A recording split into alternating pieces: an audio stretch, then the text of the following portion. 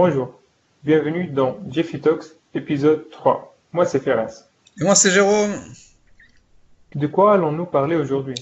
Dans cet épisode, nous allons vous parler de Blazor. Et qu'est-ce que Blazor? Blazor, en fait, c'est un framework .NET expérimental utilisant C Sharp, Razor et HTML qui s'exécute dans le navigateur grâce à WebAssembly.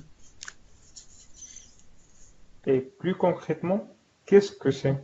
En fait, c'est l'équivalent d'un site web ASP.NET MVC, mais toutes les vues sont embarquées dans une application WebAssembly.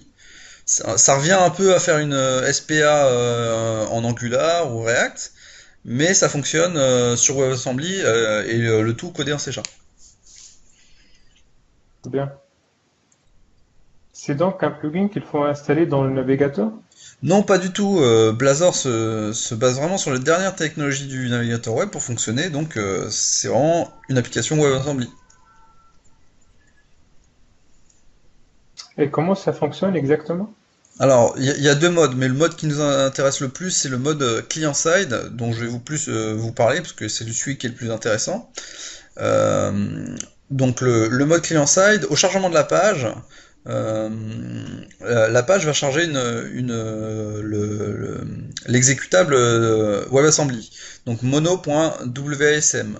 C'est le runtime mono qui est compilé en WebAssembly.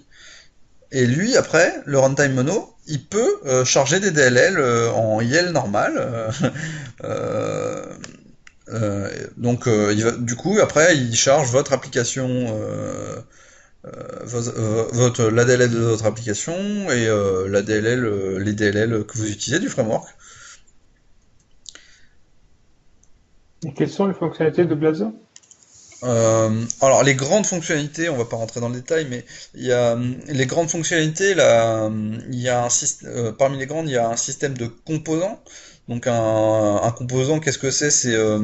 Vous pouvez créer des balises à vous en fait, des espèces de contrôles pour ceux qui ont fait du WinForm ou du EPF, où le mot composant il est aussi utilisé en Angular. Je crois que c'est à peu près la même chose. Donc en gros, vous utilisez une balise personnalisée qui va générer votre code HTML personnalisé, tout un tas de balises HTML à partir d'une seule balise. Après, il y a un système d'injection de dépendance. Alors là, c'est vraiment exactement ce qu'on a sous ASP.NET Core. C'est exactement le même système. Après, il y a un système de navigation pour naviguer entre plusieurs pages de notre application. Et enfin, un système de validation et de formulaire, en fait, tout simplement. Bien, c'est très intéressant. Et comment fait-on un appel AJAX en Blazor? Alors c'est très très simple, c'est comme d'habitude, c'est comme en .NET normal, on utilise la classe HTTP client et comme d'habitude on fait un post async, get async, avec du contenu JSON, du XML, c'est comme d'habitude, vraiment. Et peut-on appeler une fonction JavaScript depuis Blazor directement? Alors depuis le début il a été pensé bidirectionnel Blazor.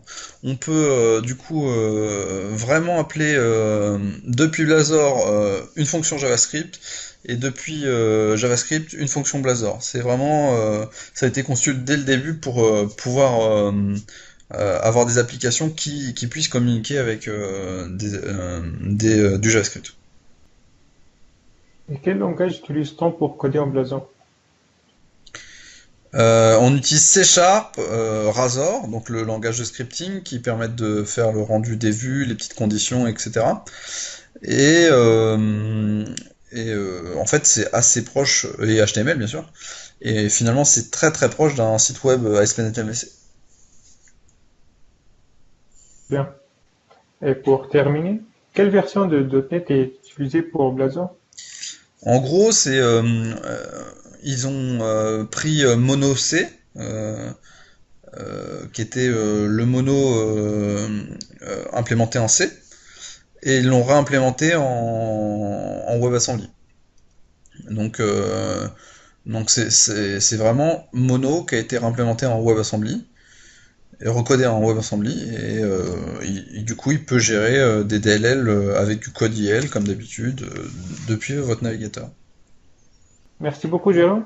Merci de nous avoir regardés et on se verra dans le prochain épisode. N'hésitez pas à nous suivre sur Twitter et à vous abonner à notre chaîne YouTube. À bientôt! Au revoir.